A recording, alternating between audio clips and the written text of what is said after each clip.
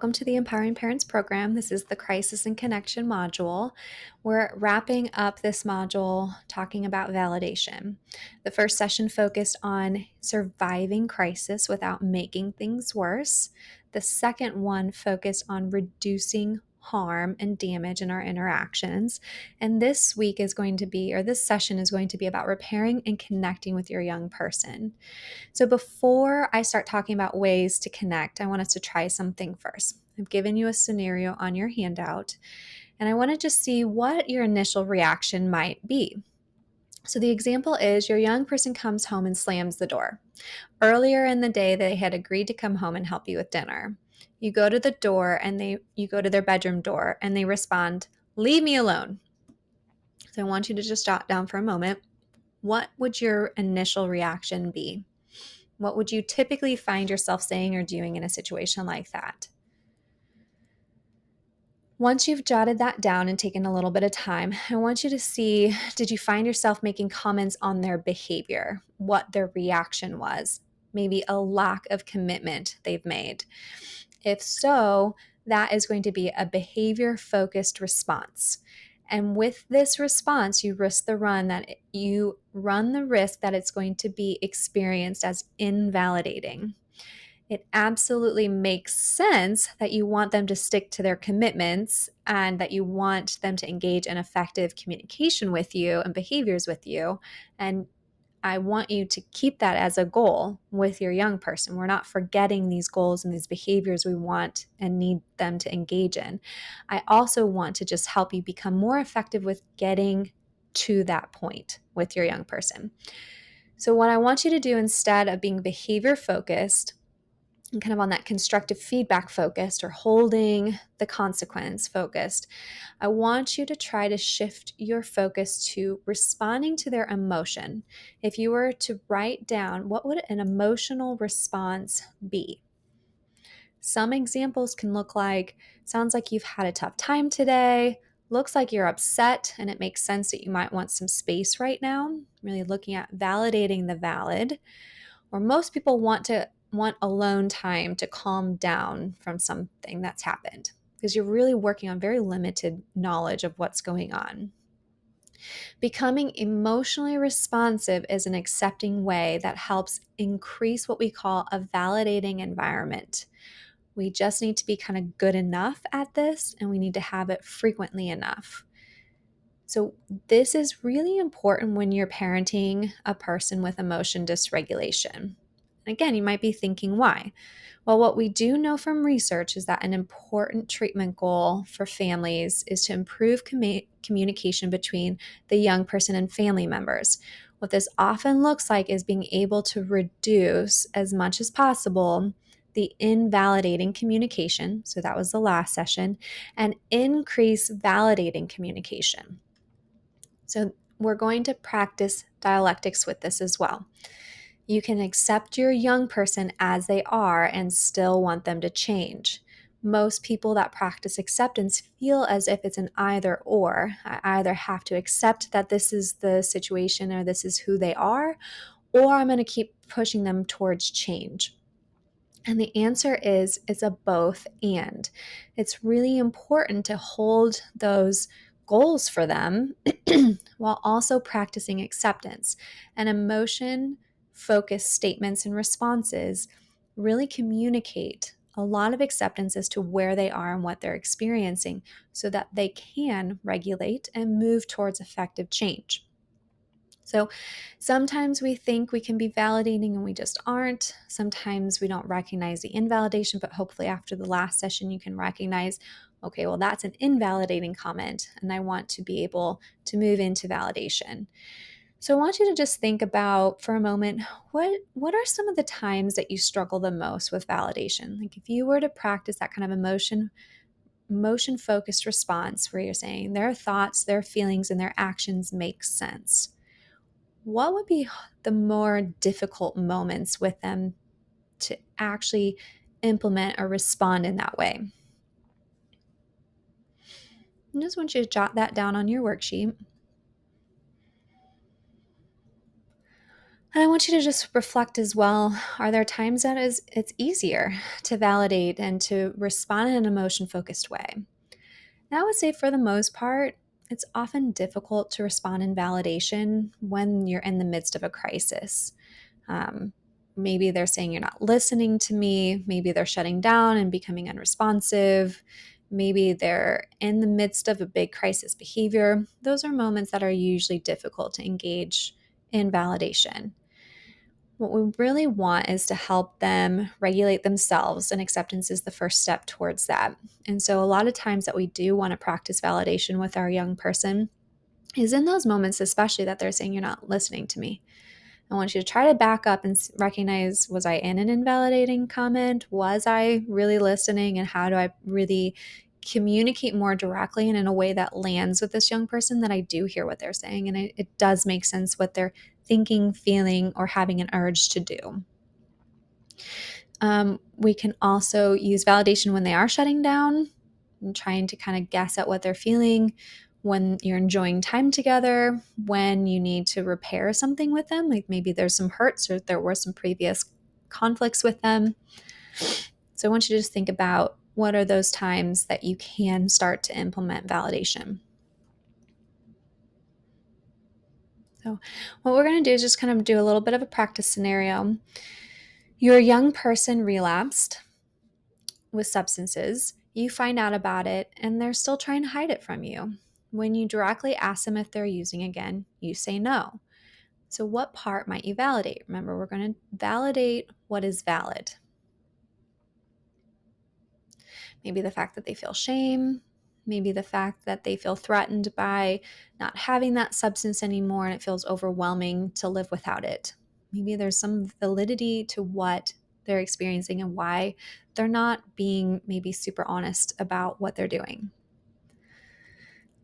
So, again, recognizing, would it be hard in that moment to validate? Would it be hard to move into an acceptance, especially with like a dishonest behavior? What are those more difficult times? And recognize if there's any sneaky judgments that kind of get in there. Is there voice tone or body language that might also communicate invalidation, even if my words are non judgmental? Okay. What we're looking for in terms of parenting, what they've done a lot of research on, is that there's this kind of ideal state called authoritative parenting. It's a really balanced state where you're communicating acceptance, support, and respect to your young person. And validation is a major way to which you can do that. So let's look at what validation actually is. Is there 6 different levels to the formal practice of validation? Some might sound familiar and some not. What we're going to do is kind of highlight each of these, and then I'm going to give you an example. We're going to apply the different levels of validation to each of them. So, when you look at this handout and that you're following along on, you'll see that validation number 1 is paying attention. Paying attention is looking interested, keeping eye contact, and staying focused. We're very busy. And oftentimes we're doing more than one thing at a time when we're talking to somebody. This can be a difficult level of validation to engage in. And yet, it really helps the person know that you're attuned to them and that you're in the moment with them, that they're important. Validation level 2 is reflecting back what you've heard them say. You're not adding any other interpretations or any other insights. You're just stating back what you have heard them say. It helps you make sure that you're on the same page as them. It might feel a little silly in the beginning when you're practicing level 2 validation, but you'll find that it goes over pretty well. As well as it can help you kind of break up any miscommunications that might be happening. That gives them an opportunity to say, no, that's not what I was thinking. No, that's not what I'm saying. I'm saying, and then they follow on. It's really important to note at this point that you don't challenge invalidation. You remain open and you listen to them and you take in that feedback when they say, no, no, no, that's not quite right. Level 3 validation, we're going to kind of start stacking in like complexity or challenge to the different levels, is kind of reading minds. It means you're being sensitive to the person by what they're not saying and trying to pick up on other cues. What is the body language saying, tone of voice? What are their actions trying to communicate? Can you try to make sense of what is not articulated and put words to it, kind of the unspoken. And this helps the other person really feel seen and heard in terms of like, yes, you get it. They're trying to say what they're feeling, but oftentimes they stay in the details of events. So reading minds can be a lot of just putting emotion words to what they might be experiencing. Level 4 is understand. This is where you're going to validate in light of the person's history, their state of mind, or their body, and any current events. You say, yes, because you've had this history, it makes sense you're going to have this kind of response. Or, yes, people with depression, they feel sad and they feel hopeless. And it's really tough to get up some days and continue to do all the things that are asked of them. You're saying, based on these events, this makes sense. Okay. Level 5 is acknowledge what's valid. We also kind of say normal for anyone. And that's that kernel of truth, right? What emotion is normal for anyone? Even if the intensity doesn't match, is the emotion still pretty justified? Like what thoughts, feelings, and actions are valid and like fit the facts. And it's kind of that idea anybody would react with this kind of same thought, feeling, and behavior. Again, a part of it might be applicable and a part of it might not be applicable. With validation, you're finding what parts do align, what parts of what is being experienced can I validate. And then the last one is show equality. It's kind of this, we also call it radical genuineness, where you drop your role, your parenting role, and you treat each other as respected equals. You kind of are just human to human in it. You can bring in some of your examples or similarities in life, but try not to move the focus to you. You use the same emotion to try to empathize and connect with them. So let's take a scenario and start kind of applying these different levels of validation. The scenario is that your young person got fired from work because they were caught stealing. All right, so let's look at level 1 validation.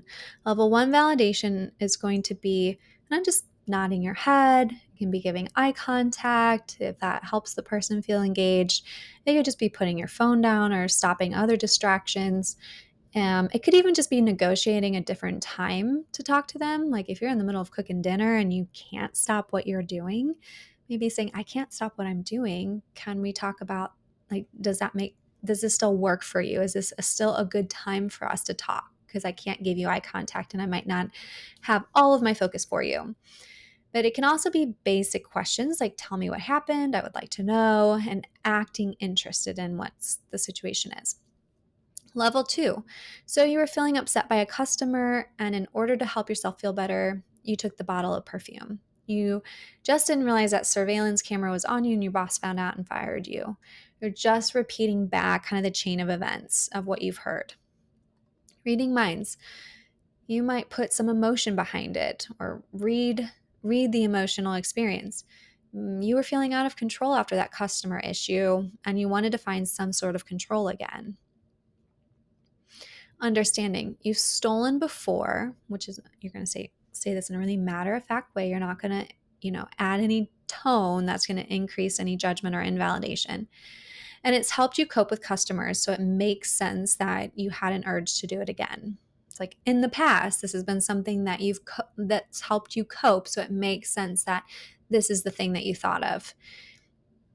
I'm highlighting the urge or the thing that you thought of to do because we're not going to reinforce the behavior or the ineffective behavior. I think that's the important distinction. And that's where you do have to kind of choose your words here and kind of practice this skill. And that is kind of a practice tip is take time outside of some of these moments and practice these different levels of validation.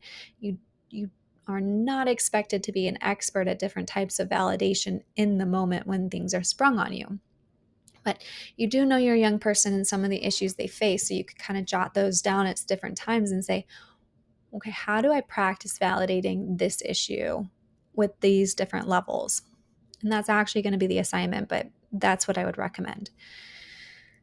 Level 5, acknowledge the valid. Anyone would have wanted to do something to feel better after that kind of issue. Like there is validity there. Like there's this normalcy, like that was a really stressful situation. So anyone's going to look to find things to help them feel better. We're not reinforcing like, yeah, anybody would steal. That's not realistic. So we find what part of it is kind of normal and understandable. And we show equality. I know that's hard to not act on. I know that's hard to not act on those really strong urges. And you kind of connect in that. Like maybe there's other urges for you that are really tough to lessen or tough to overcome. Maybe it's I'm trying to eliminate something out of my diet, or I'm trying to go to the gym and the urge to avoid going to the gym is really powerful. Whatever that urge is that might be really challenging for you, you might connect with that. We're not one-upping. We're not saying, oh, yes, I really struggle too with this behavior, and let me tell you all about it. That's not level 6 validation. Level 6 is just using that emotion to connect with them on a human level. So what I want you to do is really practice these different levels of validation. Find a scenario with your young person that you might be struggling with, or that you know this is actually a really important time to practice validation with them. And I'm not sure, I've been able to kind of get there. So another way to use validation I've kind of mentioned is that we want to use validation to repair hurts within the relationship, any conflicts that we've had. Parenting doesn't come without conflict. And or times where you disagree with their perspective. And so maybe they've misinterpreted you, and so you can kind of use some of those different types of validation to help you navigate that. So we want to follow this order when it comes to repairing relationships and repairing any conflict. We want to validate what it feels like to have that conflict and have that hurt and upset. Kind of put all of our experience to the side for a moment. You're going to come back to it, but we really want to practice hearing the other person out. We're going to practice a little bit more, right? Sometimes our most common mistake with validation is that we rush through it too fast and we don't give ample time to the other person really hearing us and hearing the other person. Apologize for the hurt that they have felt, especially if it wasn't your intention, right? When we take that accountability for the impact our actions have had, that lends itself towards repairing with our young person. Once the person is a little bit more regulated and the validation is really helping to mend things, you can offer an explanation non-judgmentally as to why you did what you did. Maybe trying to work your way into that kind of problem solving or explanation as to why things happened the way they did. And then you validate some more, because that might cause some upset to hear where you're coming from. And maybe there's moments in there that you're offering constructive feedback. And then, as needed, you'll ask from them, what will it take for them to recover from this? What do they need from you to repair that relationship? So, we're not engaging in a lot of defensiveness with validation, especially when you're looking at repairing any conflict that's happened, especially with those crises moments. Remembering that invalidation intensifies those emotions, so we want to really stay mindful about it. Remember that validation can help them regulate, especially in times of distress. So when we look at validation, it actually helps quiet our nervous systems, and it helps the brain integrate to be able to then access like problem solving skills. So we talked last session about the long-term impact of invalidation. Let's also talk about the long-term impact of validation. When they hear validating comments, they're going to integrate that into their self-talk and be able to access problem-solving strategies a lot more efficiently, as well as be able to know that a secure connection, a secure attachment is possible with you, that you can have conflict and that it is repairable. It isn't kind of denied, minimized, or avoided in general. And that's something that really creates a strong sense of safety in the relationship, kind of emotional safety. So, again, kind of thinking back, What are some of the hardest times to practice validation? Thinking about, how do I start with this? How do I start integrating more validating responses? Do I need to start by writing them out on a sheet of paper so that I can kind of recognize what are the words I want to use? How do I kind of narrow in my lens on what I will validate? That I don't have to be all or nothing. I don't have to be judgmental towards the behavior. I can really narrow in on parts of this that make sense, and then be able to speak constructively at another time about what needs to change and what needs to be different. But right now we're going to really build that validation skill.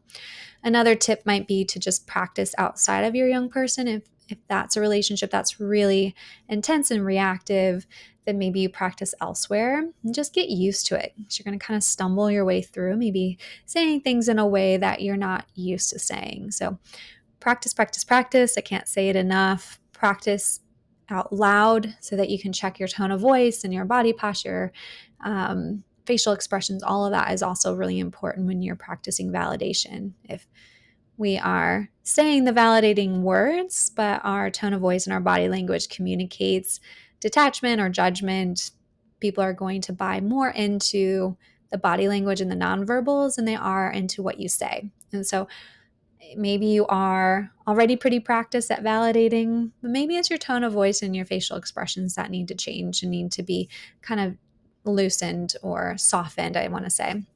And so that half smile and that paced breathing and that opening of your posture, kind of in a willing stance where you open your chest and you relax it, that might be a helpful strategy to really engage a more validating body language. So best of luck communicating more validation, both in your words and in your body.